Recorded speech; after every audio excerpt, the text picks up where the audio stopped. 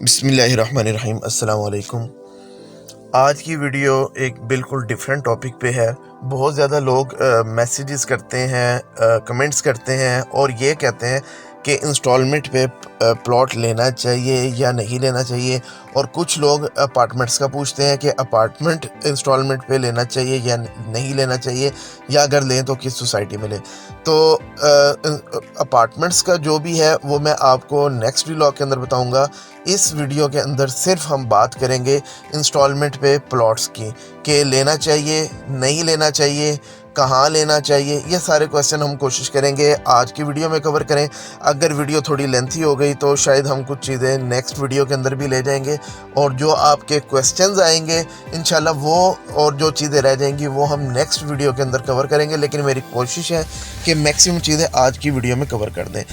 अब किस्तों पे प्लॉट लेने से पहले आपको समझना चाहिए कि इसकी कुछ कैटेगरीज़ हैं। आप उस हिसाब से देखें कि आप किस कैटेगरी में फॉल कर रहे हैं, और फिर आप ख़ुद एनालिसिस करें कि आपके लिए ये बेनिफिशियल है या नहीं है। चीज़ें मैं आपको अब बता देता हूँ। पहली चीज़, एक सोसाइटी एक फेज़ या कोई भी ब्लॉक जो है लॉन्च करती है, और बैक एंड पे उसके पास अभी कोई ज़मीन मौजूद नहीं है, और वो आपको फ़ाइल बेचती है, डीलर्स के थ्रू फ़ाइल बेचती है, और वो कहती है कि साल के बाद, 2 साल के बाद या 3 साल के बाद इसकी बैलेटिंग होगी। जब बैलेटिंग होगी तो आपको प्लॉट नंबर असाइन कर दिया जाएगा।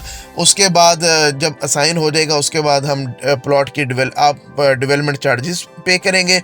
उसके बाद प्लॉट्स की डेवलपमेंट हो जाएगी, और उसके बाद आपको 2 साल के बाद, 3 साल के बाद या 4 साल के बाद हैंड ओवर कर दिया जाएगा।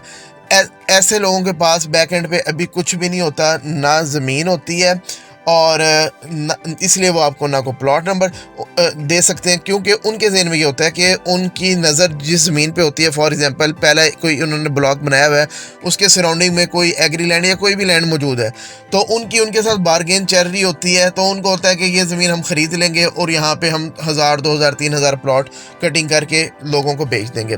तो एक तो कैटेगरी ये होती है। इसमें क्या फ़्रॉड हो सकता है? लाहौर की अगर हम बात करें तो बहुत ज़्यादा सोसाइटीज़ के अंदर ये इशू आया है कि सोसाइटीज़ ने फॉर एग्ज़ाम्पल 5000 प्लॉट जो है ना वो कटिंग करके बेच दिए। डीलर्स ने धड़ाधड़, क्योंकि जितने प्लॉट्स डीलर फाइल जितनी बेचते हैं उनको रिवॉर्ड मिलता है सोसाइटी की तरफ से, उनको बेस्ट परफॉर्मर का अवार्ड भी मिलता है, उनको कमीशन भी ज़्यादा मिलता है, यानी कि हर तरफ से चांदी डीलर की होती है, और सोसाइटी की फाइलें मैक्सिमम बिक जाती हैं। तो सोसाइटी क्या करती है, 5000 प्लॉट्स की उसने जो है ना फाइलें बेच दी। अब ऑन ग्राउंड उसके पास जगह मौजूद ही नहीं थी। अब उसने जगह ख़रीदनी शुरू की। अब उसको जो जगह मिली, फॉर एग्जांपल वो 3000 प्लॉट्स की उसके पास जगह आ गई। उसने 3000 प्लॉट्स की तो कटिंग करके, बैलेटिंग करके लोगों को दे दिए। अब इशू बन गया 2000 लोगों का, ठीक है। अब जिन 3000 लोगों को प्लॉट मिल गया, उन्होंने तो कहना है कि जनाब ये सोसाइटी बहुत अच्छी है, इन्होंने टाइमली हमें प्लॉट्स भी दे दिए हैं, और हमारी जो इन्वेस्टमेंट है वो ज़ाया नहीं हुई, और बड़ी अच्छी भी इन्होंने डेवलपमेंट करके दे दी। लेकिन मीनवाइल उसी फेज़ के अंदर, उसी ब्लॉक के लिए जो 2000 लोग और थे जिनको प्लॉट मिले ही नहीं। प्लॉट क्यों नहीं मिले? क्योंकि सोसाइटी को ज़मीन ही नहीं मिली। वो या तो किसी और ने ऑक्यूपाई कर लिया, अगले ने ज़मीन बेची नहीं सोसाइटी को, और लोगों के मसले मसाइल बन गए। इसके अंदर कोई भी बचा हुआ नहीं है। इसके अंदर बहरिया समेत तमाम सोसाइटीज़ ही आ जाती हैं जिसमें ऑफ ग्राउंड ज़मीन के इश्यूज थे। अब किसी के अंदर ये रेशो थोड़ी है, किसी के अंदर ज़्यादा है, किसी के अंदर 1%, 2% या 10% है, और बाज़ सोसाइटीज़ के अंदर तो 50% तक ये इश्यूज हैं। अगर मैं बात करूँ तो इसमें पाक अरब टॉप ऑफ द लिस्ट आती है, इसमें अल जलील गार्डन वालों के प्रोजेक्ट्स आते हैं। बहरिया की बात करूं तो उनकी भी कुछ पॉकेट्स ऐसी थी जो उन्होंने कटिंग करके बेच दी, लेकिन ऑन ग्राउंड उनको 5-5, 7 साल हो गए, उनको आज तक ज़मीन मिली ही नहीं, और वो लोग जो थे वो बेचारे अभी तक सफ़र कर रहे हैं। लेकिन जिनको मिल गई वो ज़ाहिर है उस सोसाइटी के गुन गाएंगे। इसी तरह अगर मैं बात करूँ, पार्क व्यू के अंदर भी इशू आया, अलीम खान साहब जेल भी गए, नैब में केस भी बना, कुछ इन्होंने सेटलमेंट कर दी, कुछ लोगों को पैसे वापस कर दिए। अच्छा, दूसरी कैटेगरी कौन सी आती है? जिसमें सोसाइटी के पास ज़मीन मौजूद होती है, लेकिन वो कहते हैं कि जी आप हमें इतने पैसे दें, इसके बाद जी हम आपको साल के अंदर 2 साल के अंदर या जो भी वो टाइम फ्रेम देते हैं आपको डेवलपमेंट करके प्लॉट दे देंगे। लेकिन क्या होता है कि आप उनको पैसे देते रहते हैं, वो क्या करते हैं जो डेवलपमेंट करते हैं वो प्लॉट्स आपको नहीं देते। वो क्या करते हैं, एक नई डील निकालते हैं और वो या तो नेट पेमेंट के ऊपर वो बेच देते हैं या कोई और स्कीम करते हैं जिसके अंदर वो पैसे आपके यूज़ करते हैं डेवलपमेंट के लिए, लेकिन बेचते वो किसी और को हैं। ठीक है, तो उसमें फिर अगेन आपके साथ फ्रॉड हो गया। फिर वो आपको कहते हैं 6 महीने के अंदर ये आपका प्लॉट जो है ना हम डेवलप करके दे देंगे, साल में दे देंगे, फिर 1.5 साल पे बात जाती है, 2 साल पे बात जाती है, तो वो प्लॉट जो है आपको कभी मिलता ही नहीं है। अगर इसके अंदर एक मैं बड़ी सोसाइटी है जिसके कई ब्लॉक्स हैं, इंशाल्लाह मैं डिटेल वीडियो हर सोसाइटी की बनाऊंगा, उसमें आपको बताऊंगा किस सोसाइटी के अंदर कौन से ब्लॉक अप्रूव हुए, किस में लोगों को मिले और किस में क्या इश्यूज बने और उनका स्टेटस क्या नैब में है या वो इशू रिजॉल्व होंगे, उनका क्या स्टेटस है, ये मैं हर एक की अलहदा करूंगा। ये मैं जनरल ओवरव्यू दे रहा हूँ। तो मैं एक सोसाइटी का आपको बता दूं, 2011 की स्कीम थी और बड़ा नाम है उस सोसाइटी का, इस वक्त भी बड़ी उनकी मार्केटिंग चल रही है। 2011 और 12 की स्कीम के लोग आज तक बैठे हुए हैं जिनकी पेमेंट पूरे हुए 6-6 साल हो गए, लेकिन उनके पैसों से उन्होंने अपने A-B-C-D ब्लॉक की जो है उसकी डेवलपमेंट की, लोगों को वो महंगे दामों बेचे, लेकिन जिनका पैसा था, जिनको वो प्लॉट मिलने चाहिए थे, वो 10 साल हो गए आज तक उनको प्लॉट क्यों वो डेवलप ही नहीं हुए। अच्छा, तीसरी कैटेगरी आती है कि सोसाइटी आपको कहती है कि जनाब हम आपको प्लॉट नंबर पहले दिन से असाइन करेंगे, आप हमें पैसे दें, प्लॉट नंबर हम आपको पहले देंगे, ये वाला आपका इस जगह पे प्लॉट होगा, ये लोकेशन बनेगी उस प्लॉट की, आपको 2 साल में या 3 साल में वो टाइम लेते हैं। ऐसी सोसाइटी कदरें थोड़ी सी बेहतर होती हैं क्योंकि इसमें थोड़ी देर सवेर हो जाती है, लेकिन ये लोग अल्टीमेटली प्लॉट दे देते हैं। जैसे बहरिया की मैं बात करूं, पहले दिन आपको प्लॉट नंबर इशू होता है, आपको पता होता है ये मेरा प्लॉट नंबर है, ये मेरी लोकेशन बन रही है, पार्क फेसिंग है नहीं है जो भी है, तो आप इंस्टॉलमेंट पे करते रहते हो। हाँ, ये हो सकता है कि अगर आपसे उन्होंने 3 साल का वादा किया, वो 4 साल हो सकता है, 5 साल हो सकता है, लेकिन अल्टीमेटली आपको चीज़ मिल जाती है, मैक्सिमम लोगों को चीज़ें मिल जाती हैं। अच्छा, इसके अलावा अगर मैं बात करूं, एक और बड़ी चीज़ देखी जाती है कि कुछ सोसाइटी हैं वो क्या करती हैं कि कुछ लोगों को प्लॉट दे दिए, ऑन ग्राउंड ज़मीन आ गई, दे दिए, लेकिन कुछ को नहीं दे सके। अब सोसाइटी ने वादा किया था 3 साल में आपको देंगे, फिर 4 साल हुए, 5 साल हुए, 6 साल हुए। अब जब लोग जाते हैं, बार बार स्ट्राइक करते हैं, एहतजाज करते हैं, तो सोसाइटी कहती है कि जनाब हम आपको 2 साल के अंदर दे देंगे, लेकिन अगर आप चाहते हैं तो बेशक अपने पैसे वापस ले लें, हमें कोई इशू नहीं है। तो लोग बेचारे खुश हो जाते हैं, वो क्या करते हैं, कहते हैं जनाब आप हमें पैसे वापस कर दें। अब एक मंदिर है जिसने 5 साल पहले 20 लाख पूरा करके दे दिया, सोसाइटी ने 5 साल वो पैसा अपने पास रखा, उस पैसे को यूज़ किया, उस पैसे की 5 साल पहले क्या वर्थ थी, आज उसकी वैल्यू क्या रह गई है। आप खुद इसको डॉलर के हिसाब से और गोल्ड के हिसाब से कैलकुलेट कर दें, उस वक्त 20 लाख की क्या वर्थ थी और आज 20 लाख की क्या वर्थ है। तो सोसाइटी ने उसी के पैसों पे ब्लॉक बनाए, लोगों से पैसा भी कमा लिया और अल्टीमेटली 5 साल के बाद उसको कहा जनाब ये लें, अपने पैसे आप वापस ले लें। तो लोग क्या करते हैं, अपने पैसे वापस ले लेते हैं। चले, जो पैसा गया था कम से कम वो आ तो गया, ठीक है, वो डी वैल्यू हो गया, लेकिन पैसा तो अल्लाह ने किया उनको मिल गया।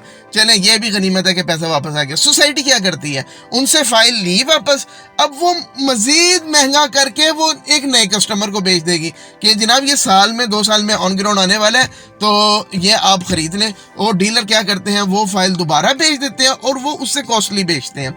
तो सोसाइटी को अगेन फ़ायदा हो गया उस फाइल के ऊपर। पहले उसके पैसे यूज़ करके 20 लाख फॉर एग्जांपल उसने यूज़ करके कमा लिए, अब उस फाइल को दोबारा उन्होंने महंगे दामों बेच दिया। तो ये सारे हथकंडे हैं जो सोसाइटीज़ यूज़ करती हैं। अब मैं बात करूं तो कोई भी सोसाइटी बची हुई नहीं है। बहरिया के अंदर भी इशू आए हैं, डीएचए की लोग बात करते हैं, वहाँ कोई इशू नहीं आता, लेकिन डीएचए के आप डीएचए सिटी की अगर बात करें तो वहाँ पे भी इशू है।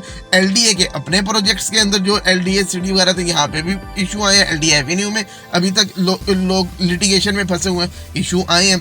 तो लेकिन अगर आप कुछ सोसाइटीज़ को अगर आप हाईलाइट करें जिनका जेस्चर थोड़ा पॉजिटिव रहा है, जिन्होंने कोशिश की है कि ईमानदारी के साथ चलें और लोगों को कोशिश करके उन्होंने टाइमली पोजेशन देने की पूरी कोशिश की है।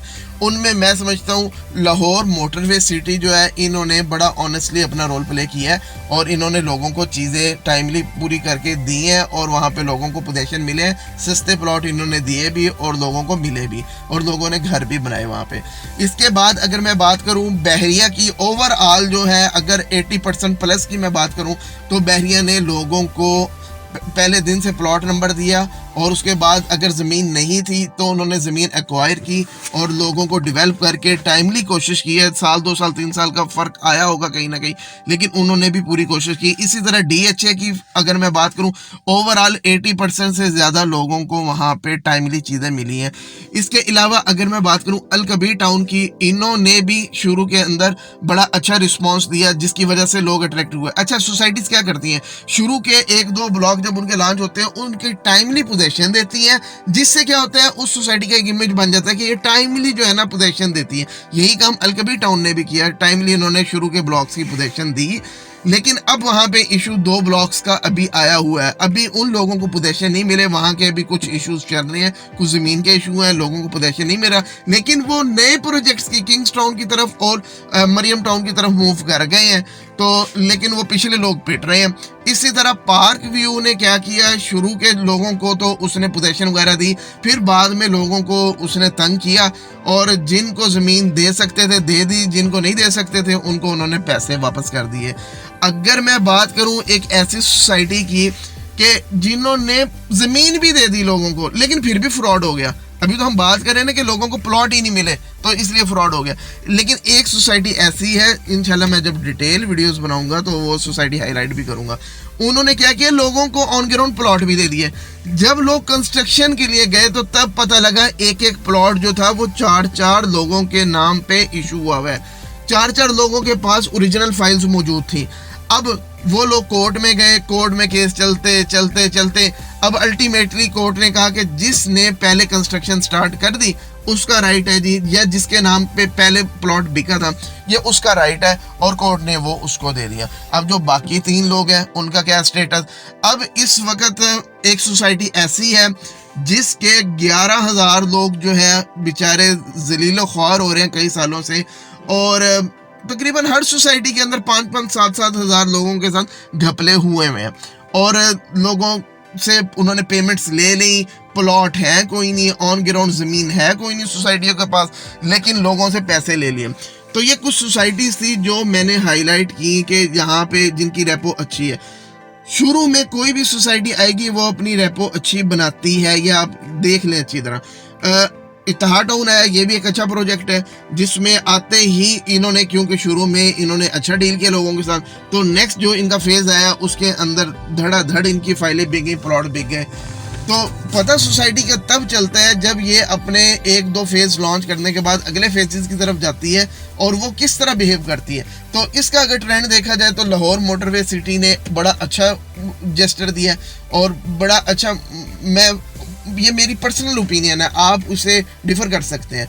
और बहरिया का ओवरऑल और DHA का ओवरऑल बेहतर है कि वो लोग जो है ना टाइमली दे देते हैं, 80% प्लस जो है ना लोगों को चीज़ें मिल जाती हैं। तो ये उम्मीद है कि मैंने कोशिश की है कि आपको सिनेरियो बता सकूं, आप लालच में ना आए कि ये जी हमें 3 लाख का मरला मिल जाएगा या 4 लाख का मरला मिल जाएगा, लाहौर में इससे सस्ता कहाँ पे ज़मीन मिलेगी।